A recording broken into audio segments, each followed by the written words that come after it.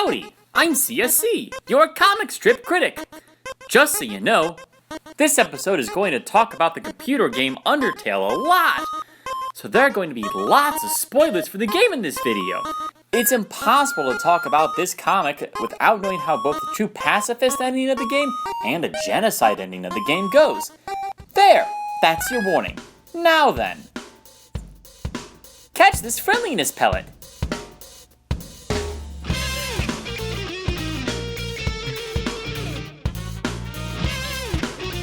Hello and welcome to The Punchline. I'm your comic strip critic, and I'm really excited for today's episode because, once again, it's a special request from one of my patrons over on Patreon about a comic that I would normally never even consider covering. And hopefully this comic is better than the focus of the last episode that we had to do.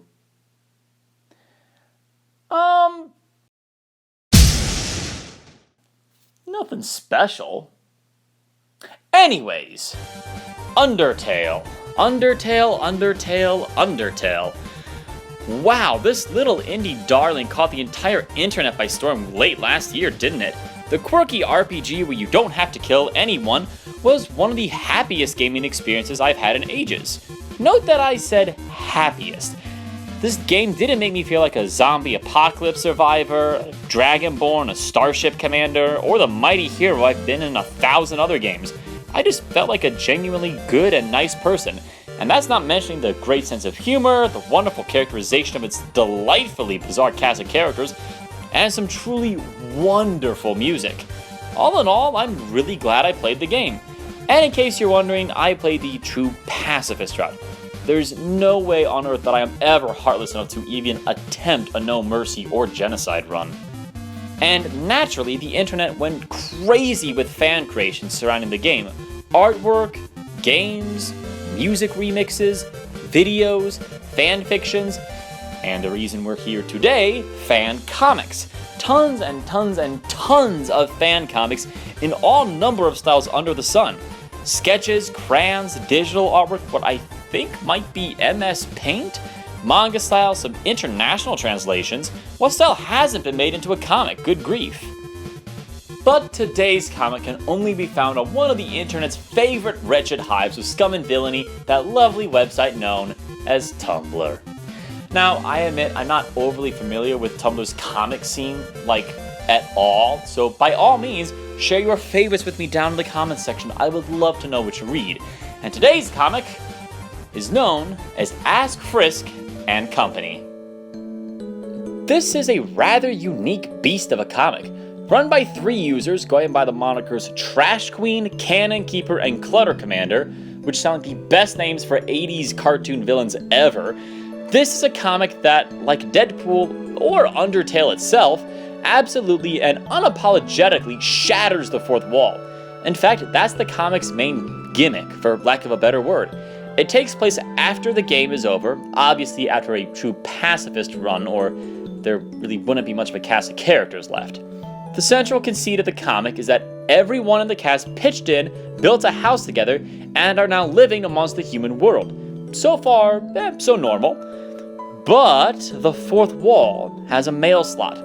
No joke, no exaggeration, the big gimmick is that people send in questions mailbag style. At first the characters just read them off little strips of paper, but then the laws of nature and the entire universe changed, and now the Tumblr comment box is apparently connected directly to the characters' ear holes. Or at least the characters who have ears.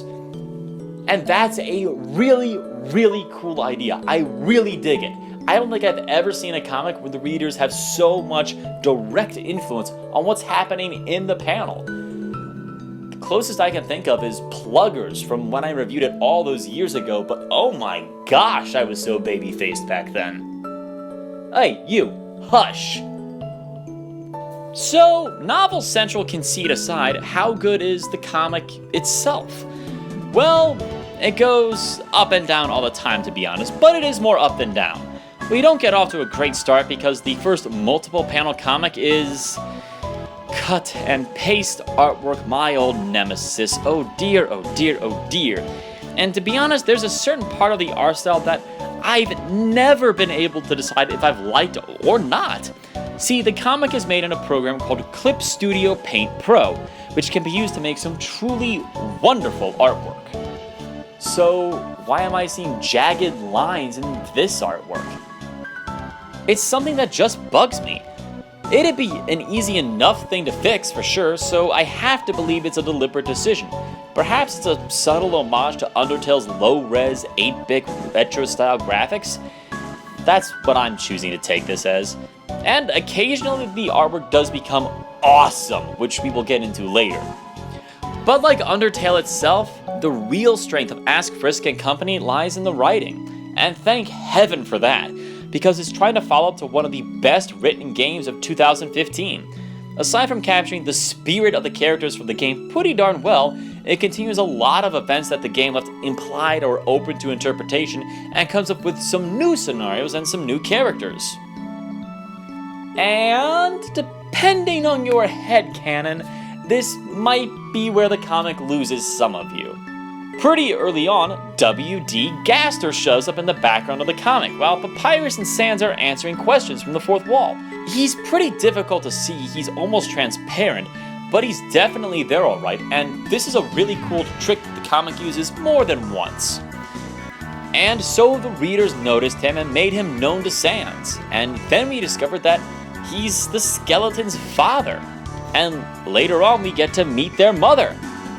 And then an alternate dimension version of Gaster shows up as well! And while this version of W.D. Gaster is well written and compelling and honestly a great character in his own right, he's not the W.D. Gaster from the game. We don't know who the W.D. Gaster from the game is, and so, not knowing who he is, we all came up with our different versions of who W.D. Gaster is. And here, and this version of W.D. Gaster isn't this version. And that's kind of a hard disconnect that's really difficult to reconcile. It's just the nature of a comic, I know, and it's one of those things that you can either overcome and separate your version from Ask Frisk's version, but it's just something to keep in mind. It's the very nature of the comic itself. But if the original written characters aren't your thing, well, that's fine. The existing cast still has plenty going on. On the lighthearted side of things, Frisk and Flowey share a room now, where they play Smash Brothers a lot. And there's some romantic shipping going on. Some of the pairings are pretty obvious, like Undyne and Alphys, and some honestly just don't make a ton of sense to me, like Papyrus and Metaton, or Frisk with the Monster Kid? Seriously? Okay. But then there was something that might have been hinted at in the game, Sans and Toriel. That last pairing leads to one of the most hilarious sequences in the entire comic, where Sans has a nighttime dream that Toriel is dressed up as an old 1950s-style waitress and is seductively applying ketchup to his burger. Watching cool, calm, collected, pun-dropping Sans suddenly turn into a furiously blushing schoolboy is wonderful. I loved reading it. Hey, whoa! How about we don't do that?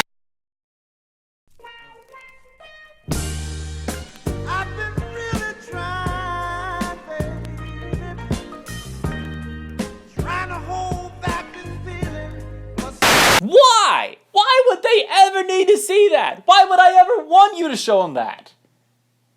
You're terrible. How come I haven't fired you yet? Like what? Okay. And in case you wanted some nightmare fuel, hi Chara! Yeah, he's here too. And much more involved with the main cast than he ever was in the game proper.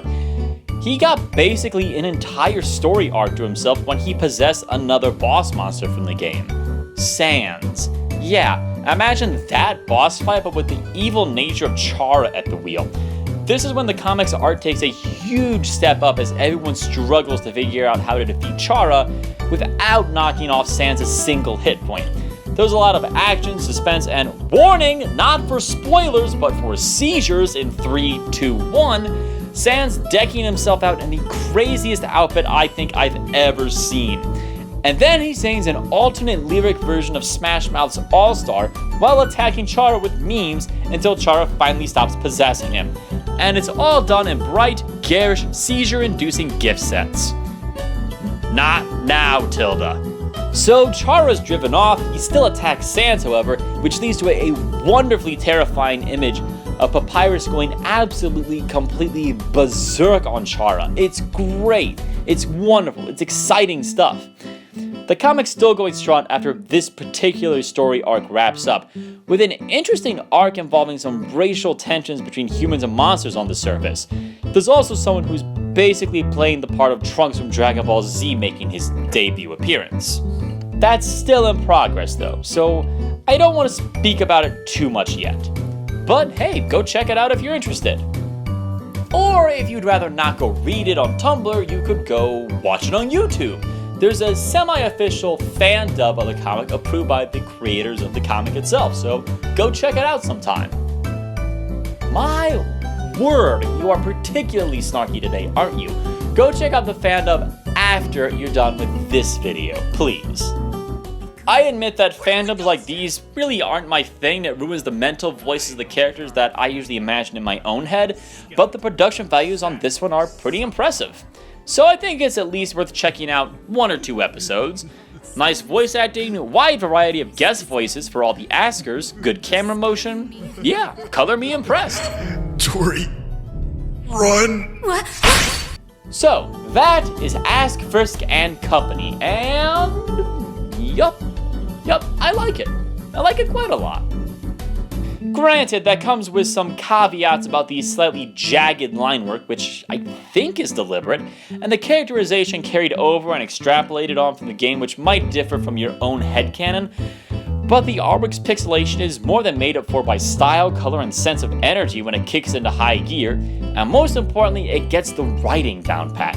There's action, drama, humor, some nightmare fuel, and it's all done quite well in Undertale's signature style. So, hold your nose, dive deep into Tumblr, and check it out. I think it's definitely worth reading. We have one more request left from our Patreon list, and I'm actually really excited for this one because it's another international comic, and it's our first comic ever from the Middle East. So, until then, I'm your comic strip critic, and I think I need to give Tumblr comics a little more credit. I think I need to read them a little more. What good ones are out there?